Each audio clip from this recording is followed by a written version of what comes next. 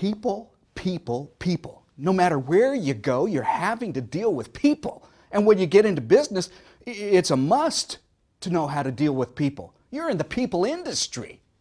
Well, that's what this segment is about. We're going to teach you about people, how to deal with them, how to work with them, why they think the way that they think, why they act the way that they act, why they buy the way that they buy. This segment's all about people.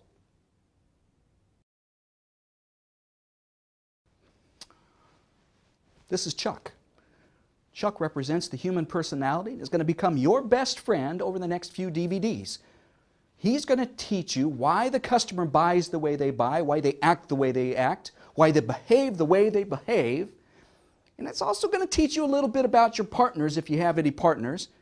Could even teach you about your husband or your wife, your children, and good chance by learning about Chuck, you're going to learn a lot about you.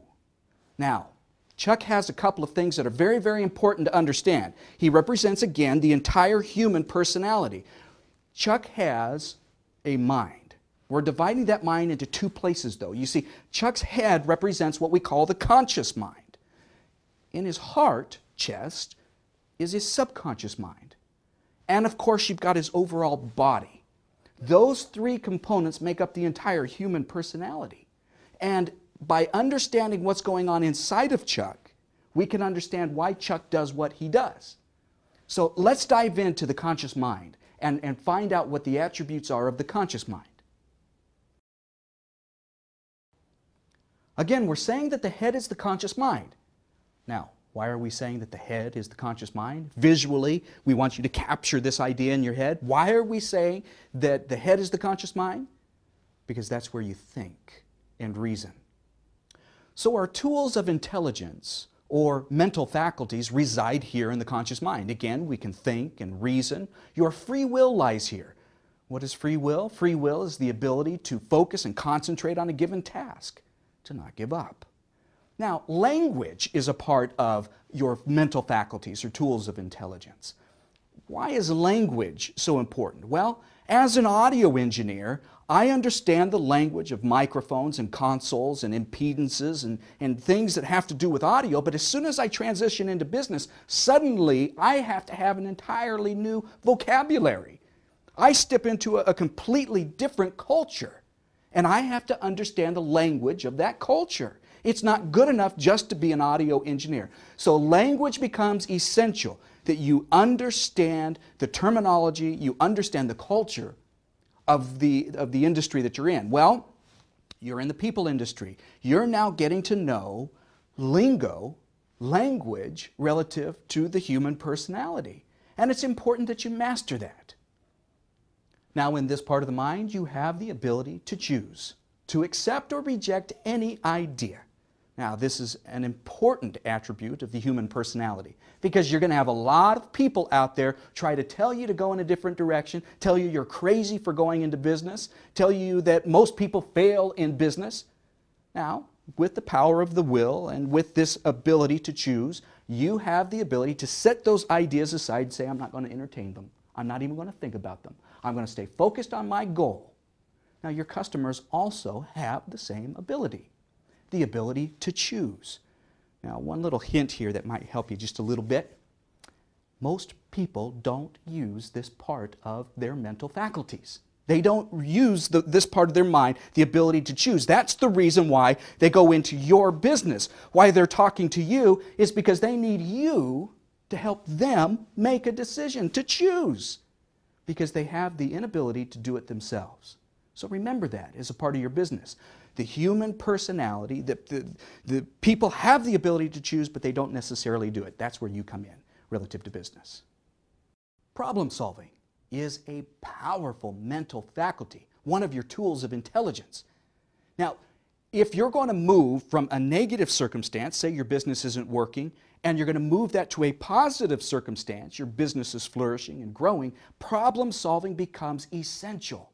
You have to be a problem solver. Don't look at your negative circumstances and say, well, we just have to deal with these negative circumstances as they are. The economy's in the toilet. Well, nobody's going to come in because nobody's buying. There are people that are making a tremendous amount of money even when the economy is bad. Your ability to be a problem solver is huge if you're going to be a successful business person. Your imagination is a part of the conscious mind. It was Napoleon Hill who said that the imagination is the most marvelous, miraculous, inconceivably powerful force the world has ever known. I believe that your ability to solve problems is directly related to your imagination. If you cannot imagine a way out of your problems, you'll never ever get out of your problems. Now, there are two types of imagination that you need to be concerned about. One is a constructive imagination. The other is a destructive imagination. Now, simply put, destructive imagination takes you away from your goal. It tears it down. It tears you down. So if you have a goal for a business to be big and successful, but all you see is that the economy is bad, you're not able to build the business the way that you want, the customers aren't coming in, they're not buying, whatever it is, you're allowing your circumstances to determine how you should feel or what your imagination is doing. You're allowing the circumstances to take your imagination in a very negative or destructive way. It's pulling you away from your goal. Constructive imagination is the opposite. It's the part of your imagination that employs this problem-solving mechanism, and then it also takes you toward your goal. Though you're met with all sorts of circumstances that are negative, you're taking your imagination, flipping that around, and moving yourself in the direction that you want to go. Now, with that said, your customers also have an imagination, both destructive and constructive. And we're going to go over what those are, some of their fears that they have, and how to, in essence, help move them along toward a sale instead of allowing their imagination to move them away from a sale. Now, perception is a very powerful mental faculty and part of the conscious mind. Now, perception is a very big part of business. There are a lot of companies that spend a lot of time and effort creating a brand, and we got another series that we are creating that will help you develop your brand. But know this, all business is centered around raising perceived value to the point of a sale. Whether that sale is in the amount of billions or you're selling a tire. It's all about that individual and their existing set of values. How can you help them with what's valuable to them? They already perceive what's valuable to them. Your job is to tie that perception into your product or your service. If you can do that, you can close billion-dollar deals. So again, we're saying that the head is the conscious mind. And in the conscious mind, you have the ability to think and reason. Your imagination lies there, perception. Now, your business will grow or die based on your ability to use the faculties of the conscious mind. Well, we're going to move into the next and most powerful part of you, and that is the subconscious mind.